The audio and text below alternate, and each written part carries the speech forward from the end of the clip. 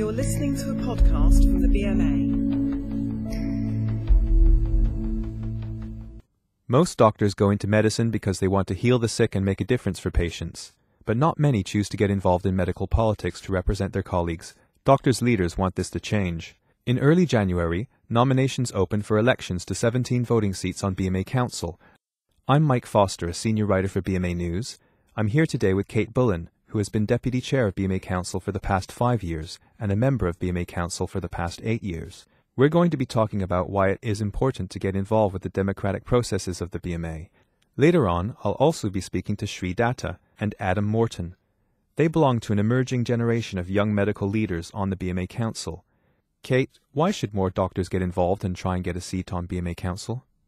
We're the most authoritative representative organisation of doctors across the country. We represent them in terms of negotiating trade union activities such as employment and terms and conditions of service. We also have an extremely important side of our organisation, which is the professional side, which looks to issues concerning medical ethics, international issues, research, science, etc. These are components of every single doctor's professional life. I think doctors coming through the system today recognise very clearly that they can't solely concentrate on healing the sick, because there are so many factors around them that impact on how they can deliver services to heal the sick.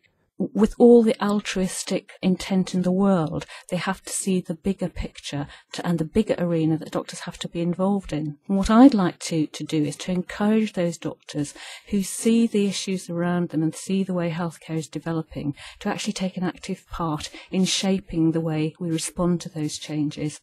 I think there are always quite personal reasons why you want to get involved in anything. You may be a member and think that the BMA is the best thing since sliced bread and that everything we do is wonderful and that you want to be part of that really inspirational process. You may think that most of what we do is completely wrong. We haven't got the faintest idea what we're doing. We're off in the wrong direction and you're really angry about it and you want to get in there and make us see the light. But I think more likely is that there is an individual issue which incites you, it makes you angry, it makes you feel vulnerable, and you want to defend your position, and you want to defend the position of those you see in a similarly vulnerable situation, and you want to change things for the better. And certainly in my case, it was a single issue that propelled me to take an active part in BMA politics. And that was the European Medical Specialist Qualification Order back in the late 80s, early 90s, and the issues around that and how they affected my group of doctors, who were then called non-consultant career grade doctors and who are now the staff associate specialist and specialty doctors. My personal position on council, I think, was important because I was one of the first SAS doctors to be elected in the national elections for a council seat. I think that to some extent broke the mould. I'm a firm believer in you only requiring one person to stick their head over the parapet for those behind to realise that if they can do so and not get their heads blown off, that it's okay to follow and that they have probably got just as much to offer. They just need the courage to actually stand forward and offer it. Now, Adam Morton, you are a Cheshire Foundation Year 2 doctor and the youngest elected member of BMA Council. There's a perception, perhaps, that younger doctors tend to be less interested in medical politics. Do you think that is true? I'm not sure if they're necessarily less interested. I do understand how they may have less time to get involved. Time pressures can often be a barrier to younger doctors getting involved with things like the BMA, but usually once they throw their hat into the ring, with a reasonable amount of time management skills, you can really participate fully.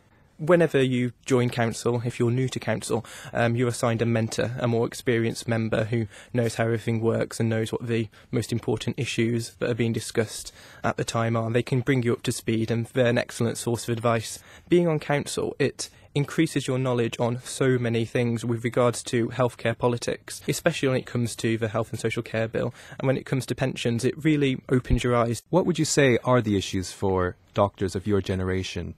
I think there's two main issues, and those two issues are the Health and Social Care Bill and changes to pensions. Decisions are made in council meetings on these two issues practically every time we meet. And it's juniors who are going to be most affected by these decisions, as we're the ones who are going to be working in the NHS for the longest. London Specialist Registrar in Obstetrics and Gynecology Shree Datta is part of an emerging new generation of medical leaders. She was junior doctors leader for 2 years and is currently a member of the BMA Council. Shree, why did you decide to get involved in medical politics? Well, I thought it would be an interesting change to clinical work, and I thought that it would be an interesting position to be in, because actually a lot of the time there are things we'd like to change about the way in which we work in the NHS, but few of us actually do something about it. So one of the reasons for actually getting involved was to see if I could change things on behalf of junior doctors. Could you describe how you balance your work life on the clinical side with your political involvement? Absolutely. I mean, you always have challenging times, but that's life in general, right? So I think it's a matter of prioritising and working around what has to be done and what you'd like to do. And yes, it is a balancing act on a daily basis, but as long as you're planning in advance, then you can fit everything around. The BMA Council met today, for example, and they were deciding on the pensions issue, how to respond to the government's latest proposals. What was your day like? Well, I was very much looking forward to attending BMA Council today, actually, because the topic of pensions has really gripped the nation of doctors, and there's a substantial amount of feeling amongst doctors at the moment. So I was very much looking forward to Council. If you are a doctor who belongs to the BMA and you think you have the right stuff to become an elected member of BMA Council, you have until February 10th at 5 p.m. to enter the race. Find out more by visiting www.bma.org.uk/council. Now let's hear some final words of advice from Kate, Adam and Shree. What sort of qualities does a candidate need? I think you have to listen. You can come to BMA Council with an idea of how you feel on an issue, but I would be very suspicious if you didn't change your mind at least half the time by the end of the debate. I think it's really important to listen to all the views that are presented to begin with. So I think listening is really important. I think to have the confidence to articulate how you feel the group that you represent would wish you to represent their views, how they feel about it. It helps to be passionate, although that word's kind of thrown around a lot. Passion goes a long way in the council chamber. If you feel strongly about subjects related to healthcare, then this is the perfect forum to express your views and bring it to a wider debate. Members of council come from all branches of practices, by that I mean consultants, junior doctors, GPs. You're there to represent the wider medical community, the whole profession, not just your day job in the NHS. So you have to have an idea of the big picture and be able to take in everyone's views and decide what's best for the profession, not just for you. So you need to be a considered person, but a little bit of passion goes a long way. Good communication skills, not necessarily an in-depth understanding of the NHS, because that will come within the role, as will an understanding of the way in which the association works.